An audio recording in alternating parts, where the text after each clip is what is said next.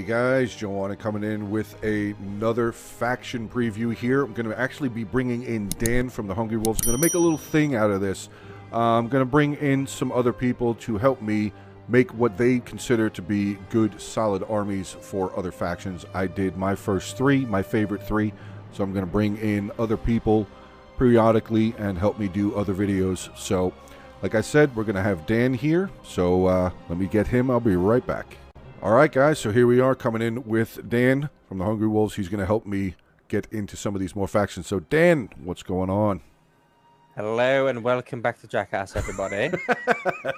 So the factions that you chose to do here would be Carthage, Icini, and Seleucid.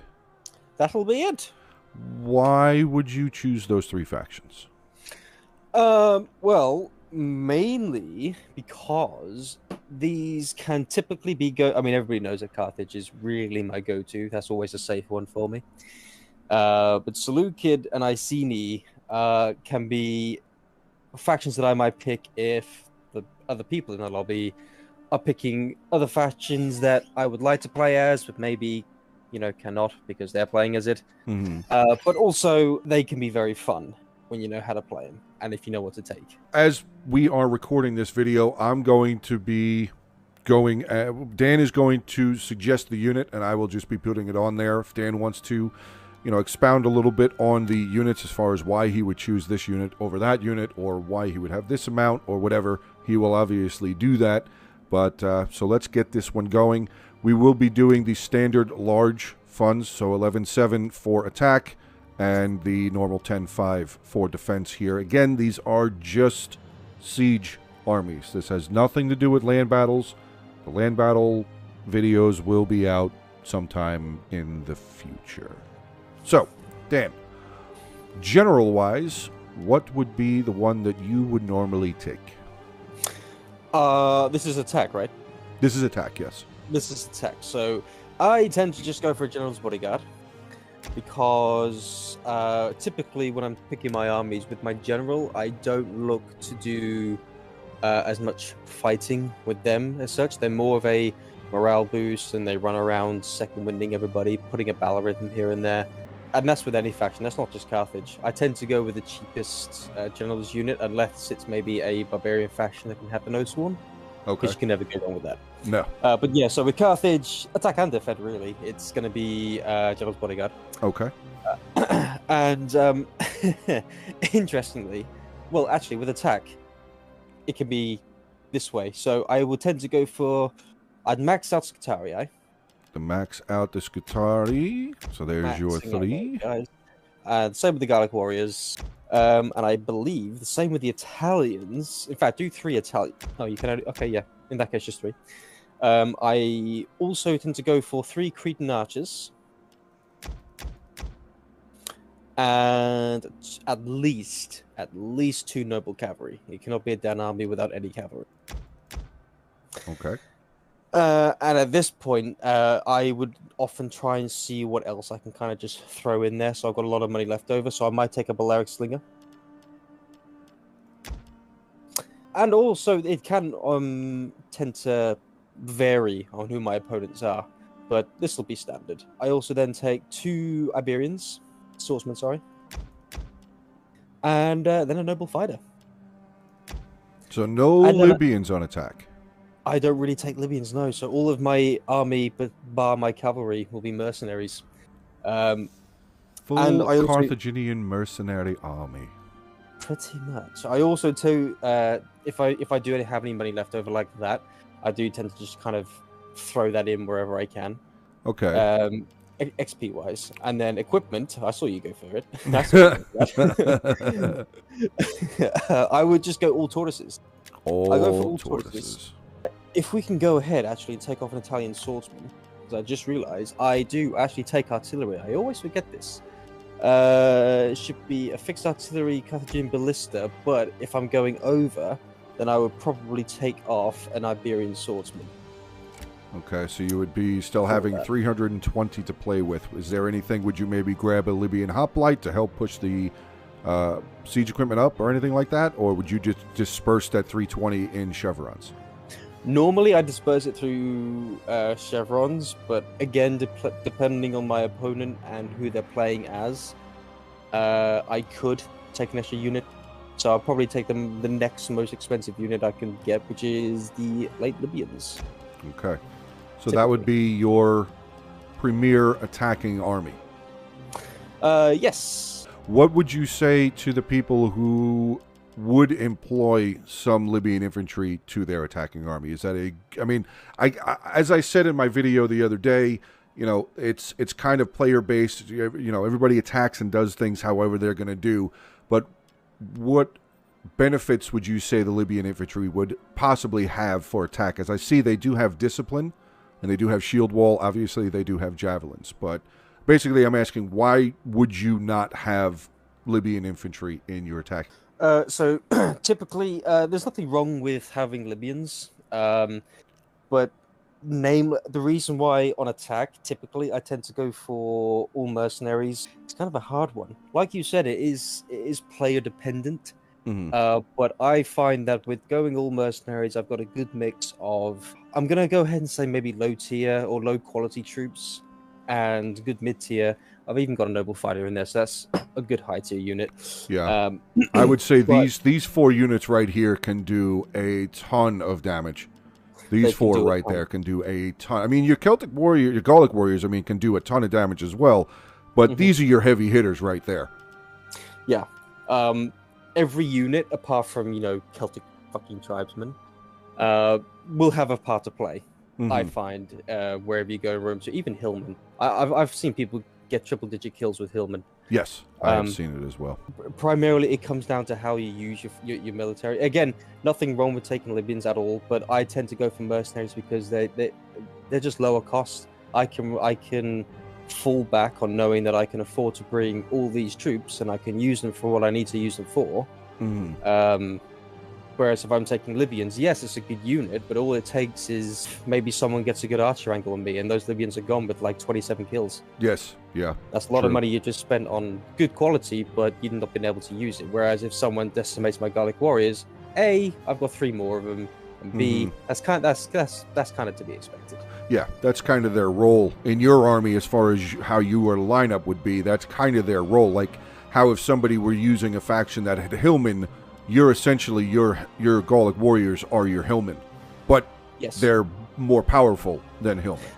They're more powerful, so I tend to find the Gallic warriors when it comes to facing off against other low tiers. Gallic warriors can do a lot of damage to the point where I could say if you're pitting them in a 1v1 against other low tier units, like we just said, Hillmen, maybe even in some cases Astadi, kinda. Then they could come out on top. One final question: if you were not to take that Libyan hoplite, where would you more than likely disperse this 320? You wouldn't probably. Would you drop any of them in your heavy hitters, or would you buff up your frontline guys a little bit more? I would buff up my frontline guys a little bit more, mainly because of my play style. So I've taken all tortoises. The reason why I take all tortoises is A, because I don't keep all the tortoises myself. I share them out amongst my team. But I like to also switch out some tortoises with teammates, siege towers. Yes. So those siege towers would guard the artillery from enemy wall artillery. And then tortoises, I'll be working with my teammates. We'll try and take what part of the walls we can, try and get a foothold into the city, using the artillery support when I can, of course. So you would where would you, like, if I were to just put them in for you, would you beef up your Gallic warriors? I'm guessing you wouldn't spend anything on the Iberians. No need. Because for the one reason of their armor is just not good. There's no real reason to buff it up. Not particularly. I mean, for me, Iberian swordsmen, their killing power comes from their javelins, or their precursors. So finding that angle on enemy infantry, they can decimate enemy infantry. Yes. So you would put the would you spread the out in the Gallics, or maybe you toss a little bit on the Italians and then spread it out to the Gallics? Which would you do? Gallics. You would do the Gallics. So let's just see what we can get. We'll just hit 1 on each of them right now. So you're down to 140. So you could get 2 of them, right? Just 2? Oh no, you can get 3 of them with 2 chevrons. That's actually pretty good. Pretty good.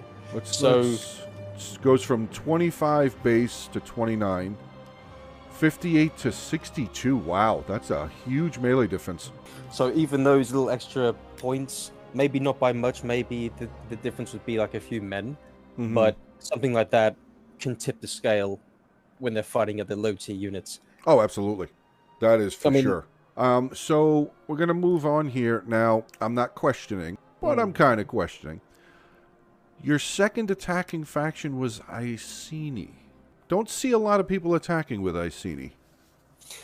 No, so Icini, they come with a very big disadvantage, and we all know what that is, which is right there. Lack of, there you go. lack of archers and Protestants. Yes.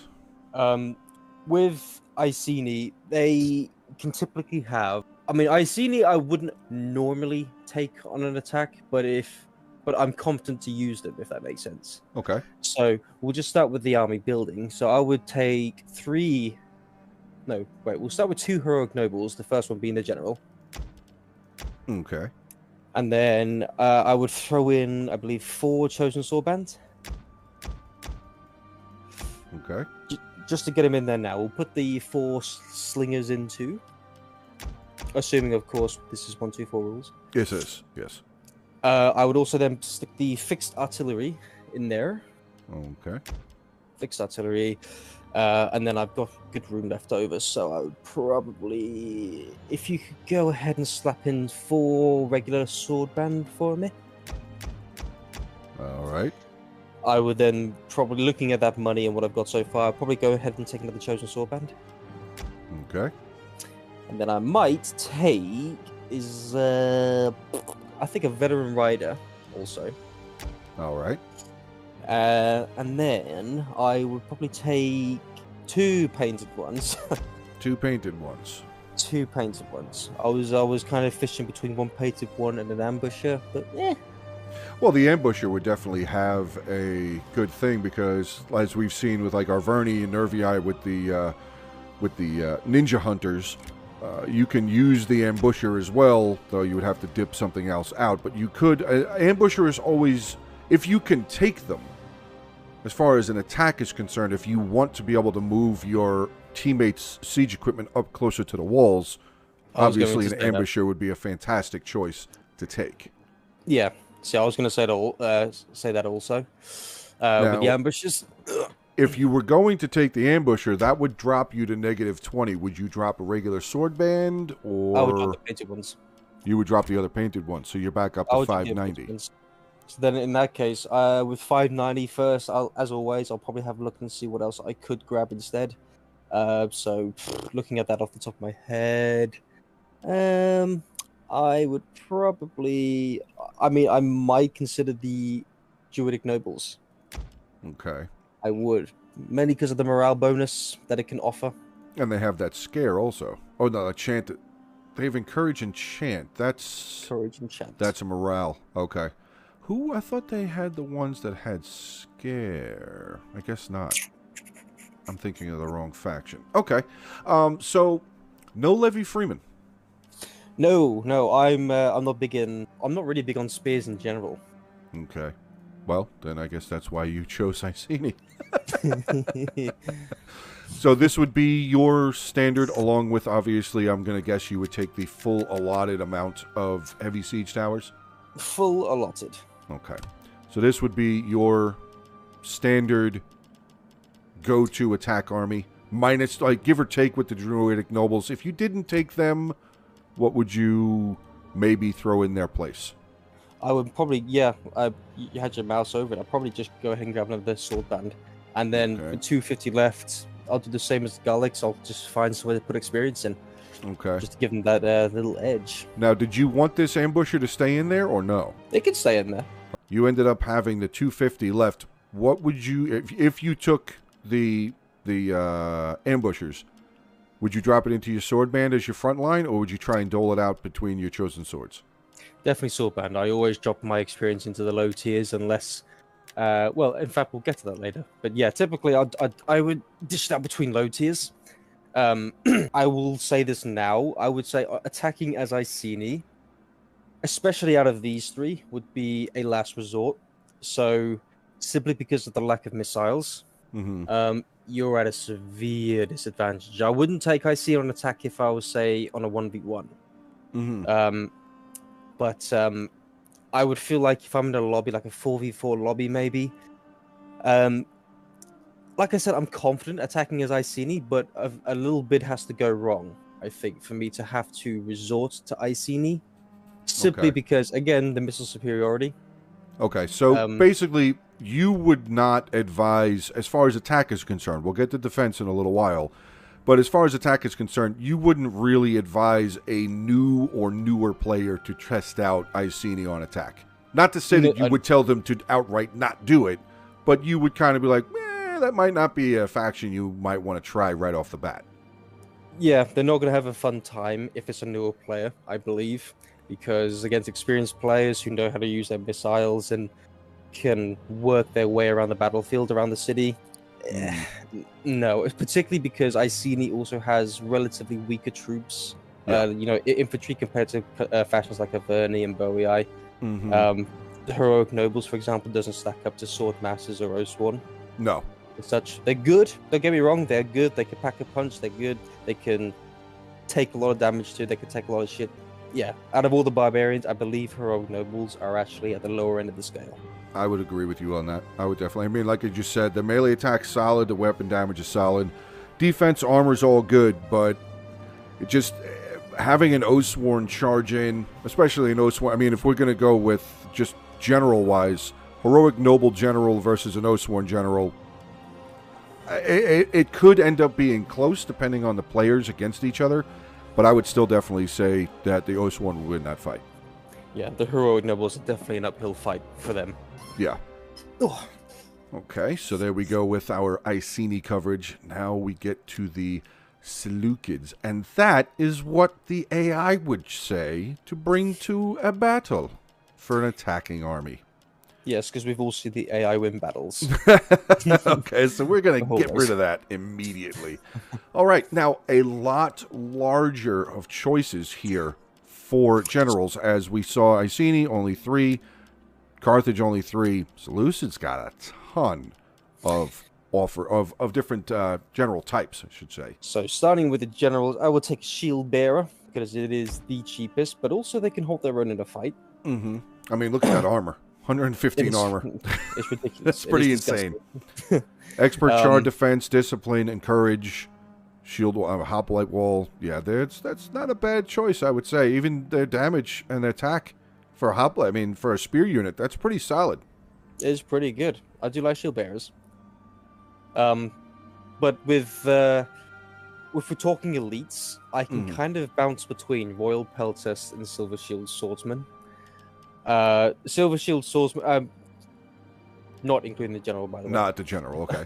So, the difference between the two is attack and defense, I would say. So they're both roughly the same armor, health, morale, etc. What makes them, or what makes the difference, is the defense and the attack. So, Royal Peltast, 62 attack, pretty high.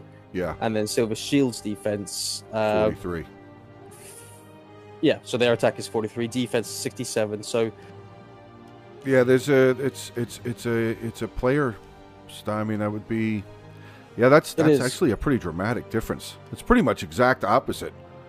You got 43, 67 to 62, 49. Yeah. I would say the only difference is sometimes that can lead more towards the Peltast because A, you're attacking, so you're on the offensive, meaning you're going to be using that attack a lot more. But also, the Royal Peltast come with, again, precursors. Yeah. So I tend to lean more towards the Royal Peltasts, really. Okay.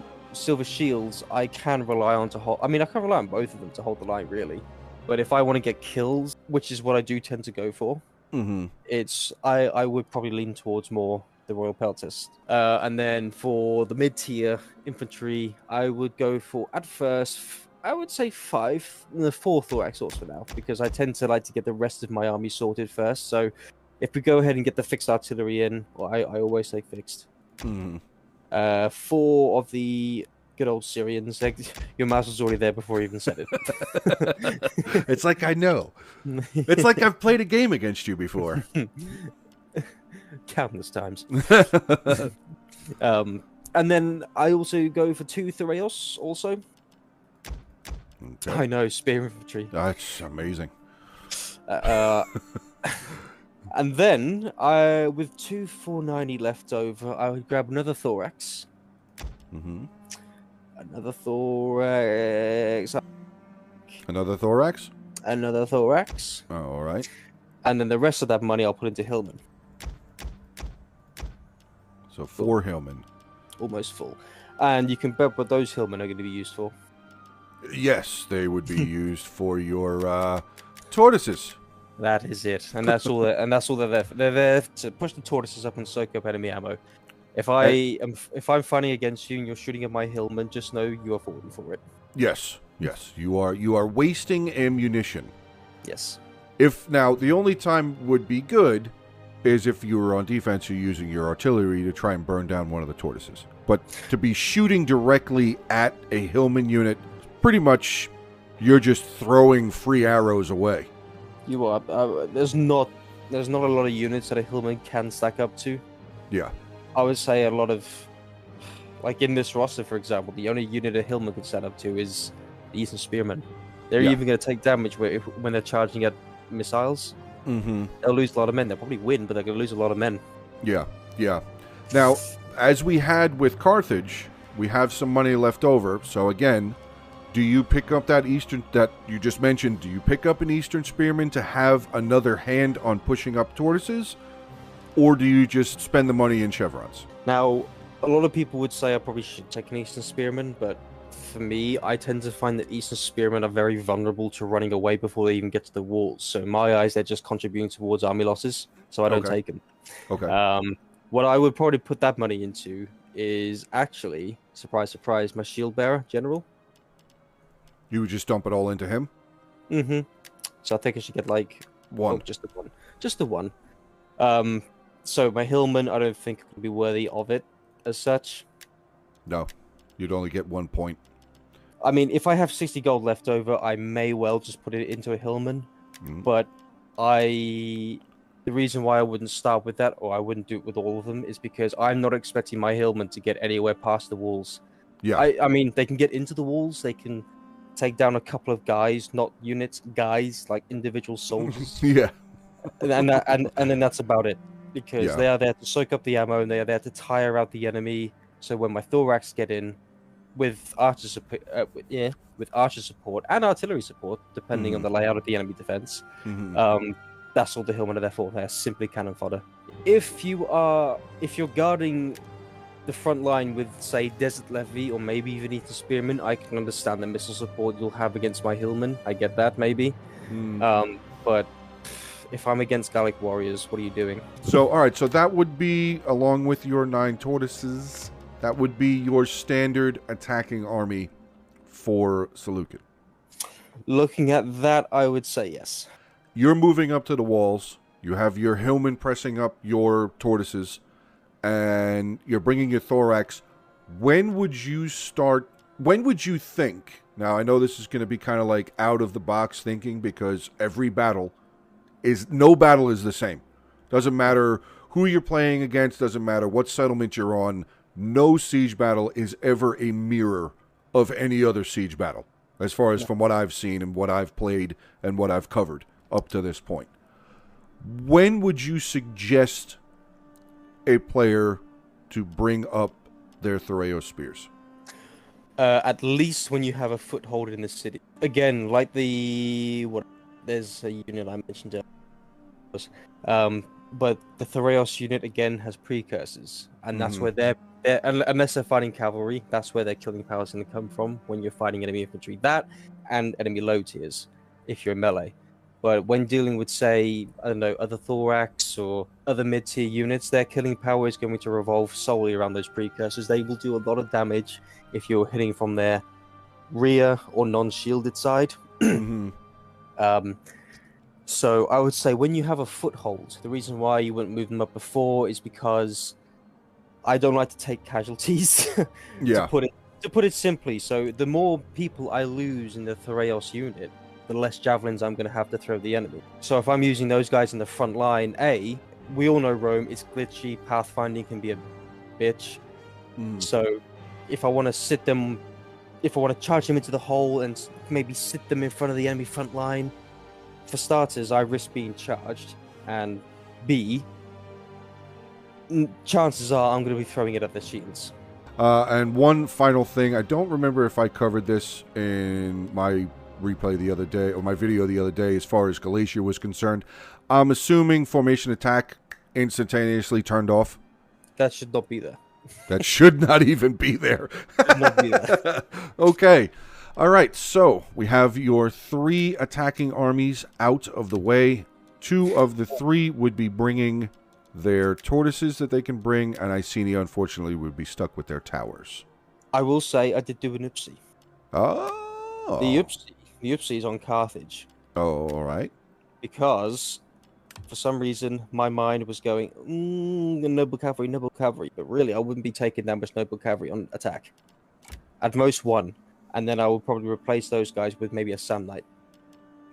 Ooh, lot more chevrons now. A lot more chevrons now. So yeah, I would dish those out with Gallic warriors. Or maybe, since I've got 220, I could even look to do some on the Scutari. You would put some on your finishers? On my finishers. So I think maybe I get 1 more. Oh, no, okay. You get 2. You get 2 total, so you got 70 left. Would you maybe try... You could put another one on another Gallic warrior? That would be it. Look at that. Or could we? Probably not. Oh, yeah, you can get one on an Italian.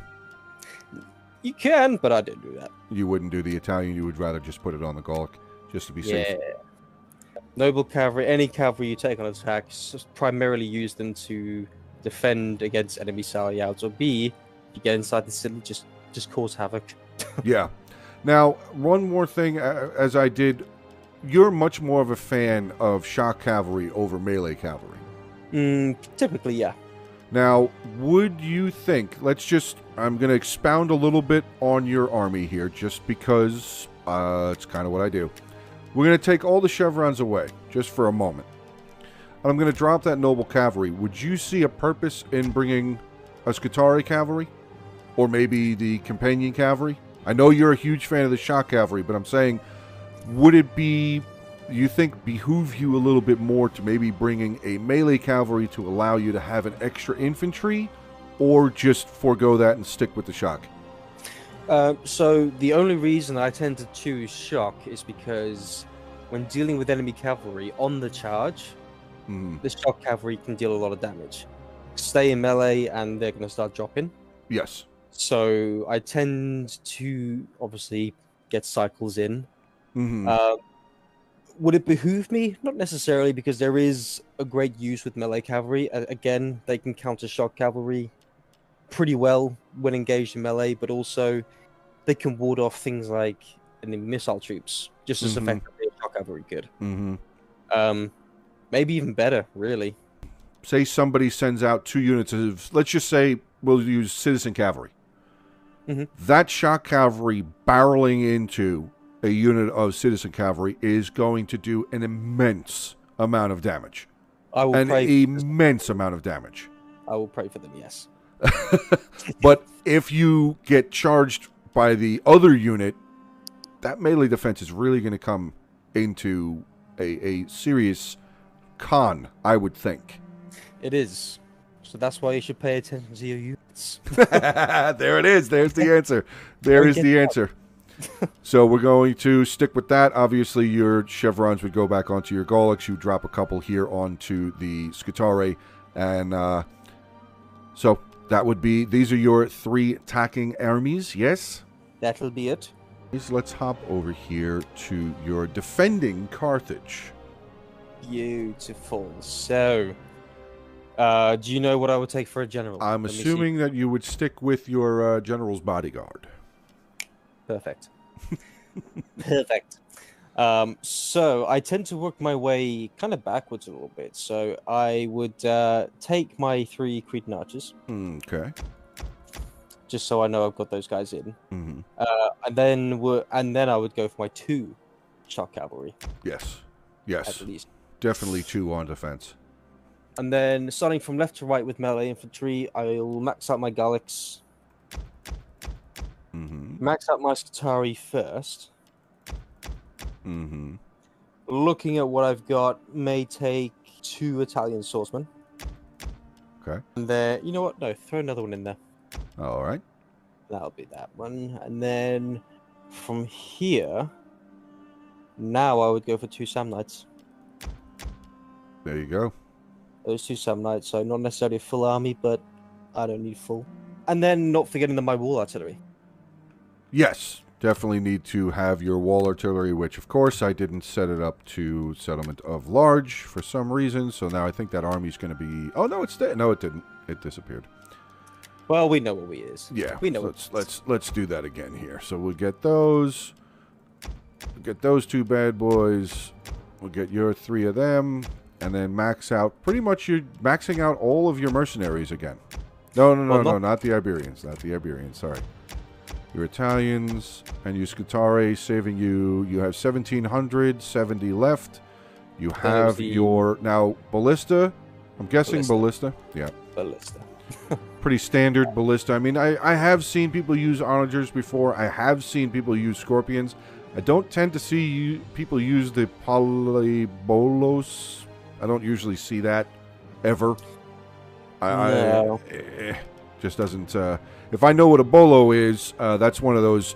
It whirls through the air basically like a chain shot. If you were using, if you were on water combat, that's basically what it is. It doesn't really do anything.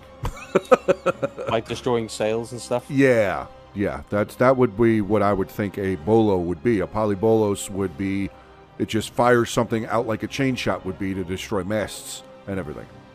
So yes, you would stick with your Carthaginian bastion ballista, and then we would get into still 1,770 funds left for you. 2 Samnites. 2 Samnites. We're down to the 250. And then the XP will be dished out between the Gaulics. Okay, so let's see what we can get as far as probably going to be one of them with 2. Yeah, 1 with 2. And then the other 3 here with 1. Okay. So, as a defensive army, that is pretty much it for Carthage. So, why the Samnites and not a noble fighter on defense? Many for numbers. I tend to just find that if I was to pit 1 noble fighter against 2 Samnites, the Samnites are going to win. Okay. That'd be the case with almost anything else, but usually for numbers. But for me, I can kind of go both ways. I can go for numerous amounts of men, or I can tend to go for maybe small army but elite. Okay. And that'll be even more prevalent with Icini, actually. No Iberians on defense also? Not particularly. I either take them or leave them. Okay. So that's basically depending on what you would be facing on whether or not you would bring an Iberian or not. Yeah, so it would be depending on who I'm facing, but typically I like to hold my opponent at the walls and not let them in. So I don't have a plan for falling back, unless, of course, my team is talking about it, and we're already prepping ahead. Okay. So this army is a case of I'll hold them at the walls where I need to hold them, and then I kind of just kick them in the balls wherever I need to. Okay, another question that maybe somebody would ask. On defense, because we don't usually see like the problem that Icini would have on attack as far as their slinger and no archer capability. Slingers tend to do pretty well on defense. Yes, this is true. Would you, at some point maybe, not chevron, maybe drop a Cretan, pick up a Balearic? I would never drop an archer. Never drop an archer. We'll then go for, let's go ahead and throw in 4 sword band. Okay. I'm in a lot of pain not doing what I want to do right now. A lot of pain. It makes you think, though. It makes you think. Even somebody who's very seasoned, go back to when you first started playing. You know what I mean? Like, it's a different kind of thing. Like, these kind of videos that I'm trying to do are to help I guess it's kind of like a double-edged sword, where we're trying to help the newer players or even veteran players or, newer players, whatever. But it's also kind of making you guys think, where did you start? You know what I mean? We all did start somewhere. What I will say is, I guess I actually throw it in a chariot. A chariot. Yeah, just the one Okay. this time. So I'll probably maybe have a look for. Again, if we're dealing with newer players, I'm not going to suggest using ambushes to sally out or guerrilla deploy. Yeah. But I would maybe take some ambushes as a decent I'm gonna fuck you up unit. Okay. I'm trying to think like a newer player now. See, that's, I mean, it can be difficult. It can be difficult, and that's not a slight to any of the newer players or brand new players or anything like that. It's literally you've been playing a certain way for so long that you've grown accustomed to it, but now it's how do I make an army that I think a new or newer player would be able to do well with, and maybe they will take it and start trying to perfect it to their play style. Exactly. So with that in mind, I would probably take another sword band, I guess. And then with that money left over, I would dish it up between the sword band as of what needs. Oh. Oh my. There we go. So four with one. And then you have 40 left over. So the reason why I would say chariots, because a newer player has probably been exposed to people like Apollo, like yourself, Jackie Fish, Ellington, you know, the lot, everybody. At some point, they would have come across chariots. Yes. And they know the theory of how chariots work, which is they are one of the very few, I mean, one of two of the only unit types that can push through units. I say even push through. It's not really a push through, is it? It's how they're supposed to be used. Yes. So it'd just be a case of clicking and dragging. They are very, like elephants, they are very much a glass cannon. They will deal a lot of damage, but if they take damage, you're in a lot of trouble. Yes. You're especially with the Britain chariots compared to like scythe chariots. Yeah, so scythe chariots have that capacity to do a lot of damage. Britain chariots, yeah, they can do a lot of damage. You have to pick your target carefully. There's more Britain chariots than there are compared to, say, a scythe chariot from Seleucid. But Seleucids would be designed to, say, rip the legs off of Roman soldiers wearing their, chainmail armored skirts things. But Britain chariots, if you send them up against Iberian swords, if you manage to catch an Iberian swords unit off guard, the Iberians can say their prayers if they have a god. Oh, by yes, many blessings, many blessings, many blessings. But yeah, but with the infantry, I suppose that's just kind of bog standard, really. If this was going to be a video about tactics and stuff like that, I have all day. That will be coming down the line as well. I have a whole series of stuff that is going to be coming out. This makes me happy. Yes, yes. So this would be your Icini army. If I was going on defense as a newer player, yes. Okay. I personally would have a much different army, but that would not suit a newer player. No. That honestly, your army, as solid and as aggressive and as brutal as what I know your Icini army to be, I think if a new or newer player took that army, they may do well in certain areas, but if they didn't do well, that may turn them off from that faction completely. Potentially, yeah. So with that army build I have for Icini, the one that now is, you need patience for it. You can't just jump into something expecting to do well because they're chariots and if I manage to get in here. Yes. It doesn't work like that. It doesn't work like that at all. Exactly. You need patience, you need to pick your target, and you need to make sure, not necessarily you need to make sure, you just probably you're going to be better off if you catch the enemy off guard, like with the Iberians, because if the Iberians can get some volleys off your chariots, then you may start wavering before you've even finished off the Iberians. That is definitely true. That is definitely true, because their armor's 70, but javelins, just javelins. They are the death of chariots, and they are the death of elephants. Well, most elephants. The armored elephants can take a bit more beating, but we'll save that again for another video. So, this would be good for your Icini defense. Obviously, I'm going to assume again the Bastion Ballista? Of course. Okay. So, final defending army, we will deal with a Seleucid. Again, I don't know what the AI is hoping to do here with 4 units of Eastern Spearmen and 3 units of Hillmen on defense, but that's why they are the AI. The underdogs. The underdogs, yes. So, starting off with your General Shield Bearer? Perfect. All right. Perfect. Go. Go. So, I will... Let's get my archers in first very quickly. We'll get my archers in, and then scrolling back up to the top. You may notice as well I'm not taking any pikes. I don't really like pikes too much. They tend to be a massive... It's like painting a huge target on their face. They're painted a huge target on their face, and for me specifically, I just can never get them to do what they should do. Not even what I want them to do most. It's what they should do. Like, just line up there, put your pikes down. Stand there. It's Rome 2. The game's very finicky, but I've seen Levy pikemen take down Silver Shield pikemen. That was actually just a few days ago with Ellington, actually. I've seen Levy pikemen take down Silver Shield pikemen because the Silver Shield pikemen would not lay down their spears. Yeah. They would just walk into the pikes, and there was armored there just raging at the PC. What are you guys doing? Attack!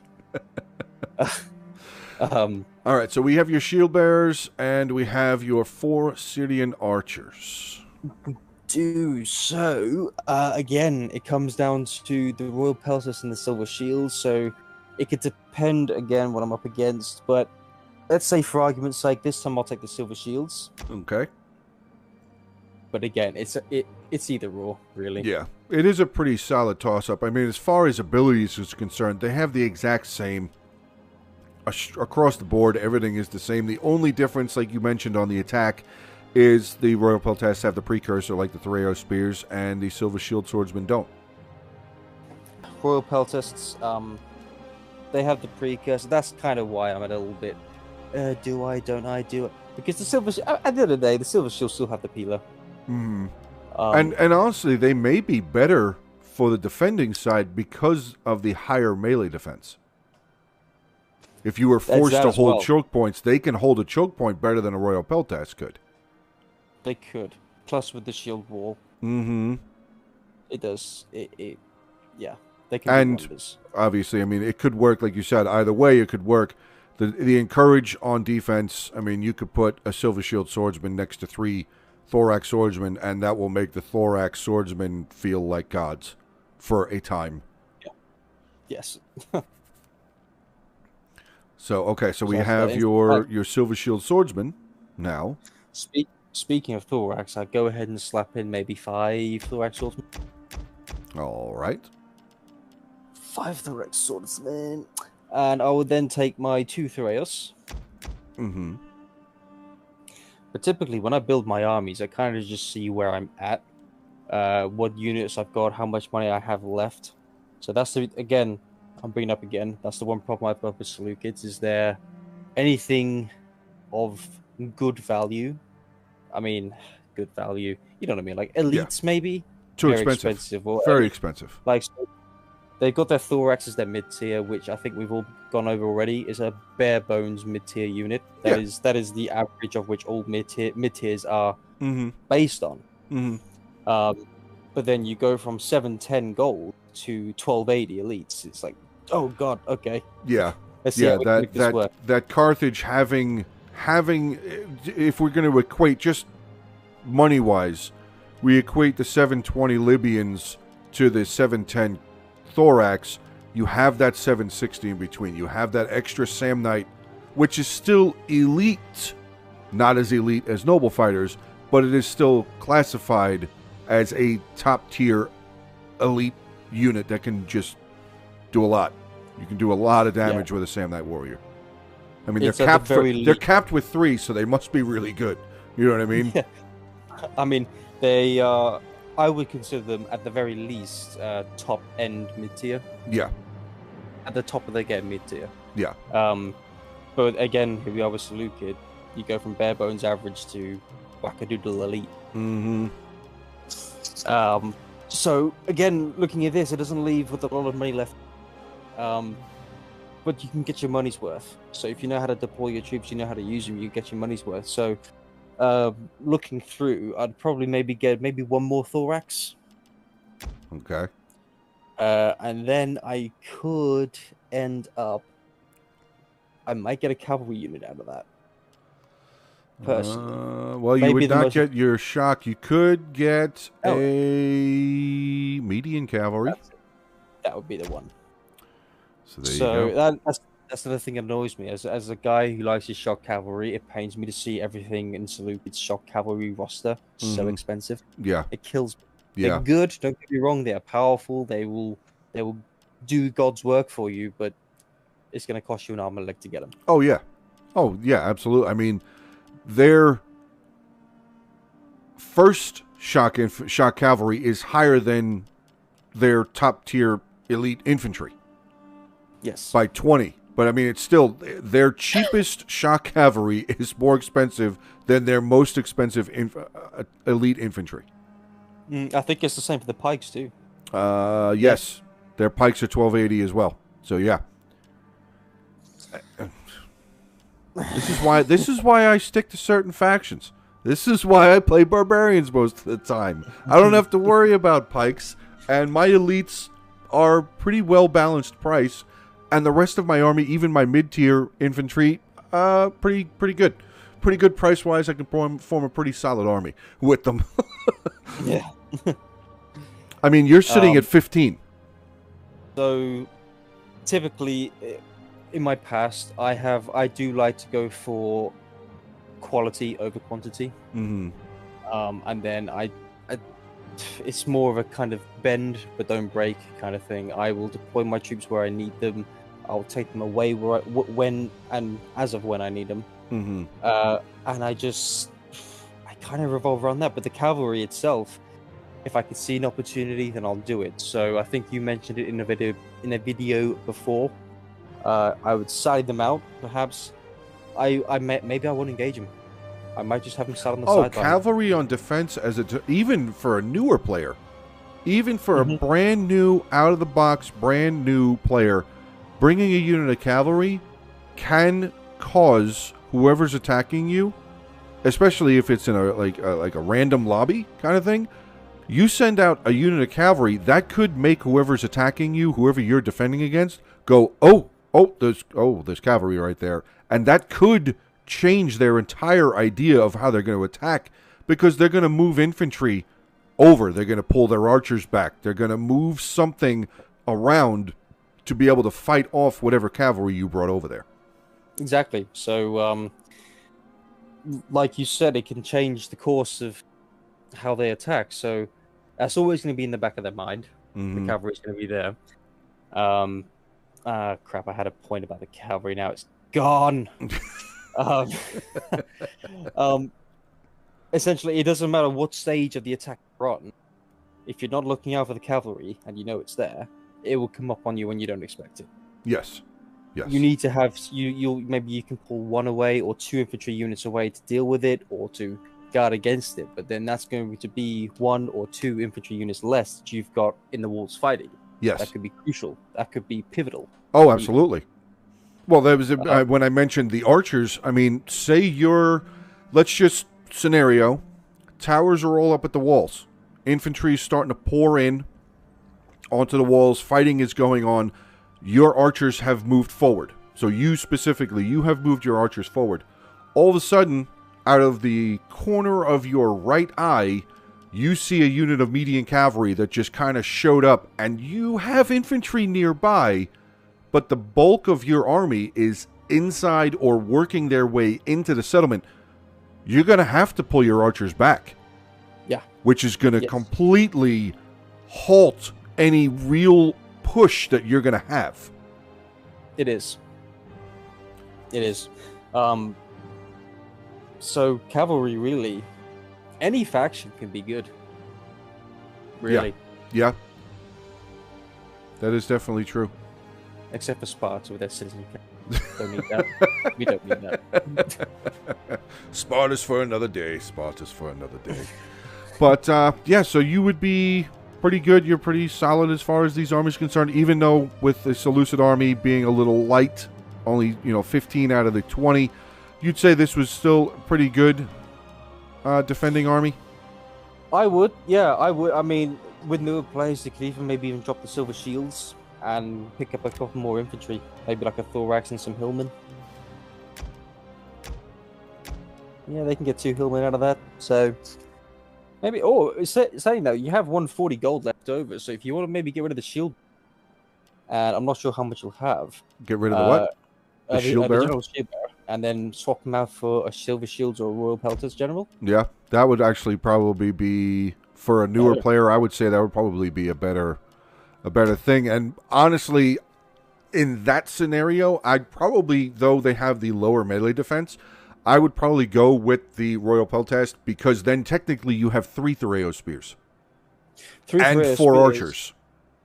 And if you need to press the attack, take advantage of the attackers being weak somewhere, or I mean, the royal pelters is going to be perfect for that. Oh yeah, you can burst through with that high melee attack, with that use the whip, and using the only. I mean, obviously there are certain situations where the other 2 general abilities or skill types work, but I'm pretty confident to say that a lot of people would stay with the strategist ability. So that royal peltast with the use the whip, and then with the battle rhythm there when they're exhausted, second wind, and they're still going to cut through stuff. Yes. So you would just have to, obviously, it being the general, you got to be a little err on the side of caution. If their rear lines are protected by 2 Oathsworn, throw the javelins and get out of there. Don't go in there, because you're going to lose. Not without support. Yeah, do not charge Oathsworn with Royal Pelta. I mean, they'll do a lot of damage, but at the end of it, I still put my money on the Oathsworn. Or it would be a good fight. It would be a good fight. It would definitely be a very good fight. It'd be a good fight, but the Oathsworn will be brushing their shoulders afterwards. Yeah. So, well, I'm pretty sure that we're going to come to the conclusion here. You would say that you're very happy with the 3 armies, the 6 armies that you've picked, 3 on attack, 3 on defense? Apart from the Icini defense one, sure. Again, due time.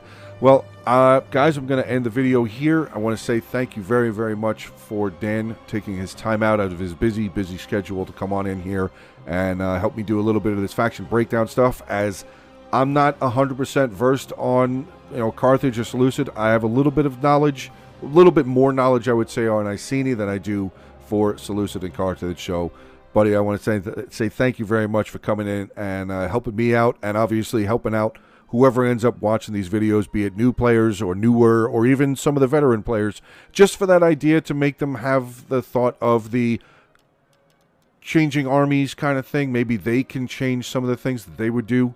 You know what I mean? Yes. I just can't wait to show my Icini defend army. It will happen. It will happen. So, but all right, guys. For having me here. Absolutely, bud. Absolutely. Again, thank you for making the time. Indeed. So, but all right, guys, I'm going to end the video here. So, again, if you did like the video, make sure to hit that like button, drop a comment down below. If you are new to the channel, feel free to hit that subscribe button. It's free. It's right there. Hit it. And also share the content around to possibly get the videos out to more people, maybe battle some more of that YouTube algorithm, and pass on some better ideas for other players to use, new players, old players. Yeah. See you next time on Jackass. Have a good rest of your day. Stay safe. And as always, until the next one.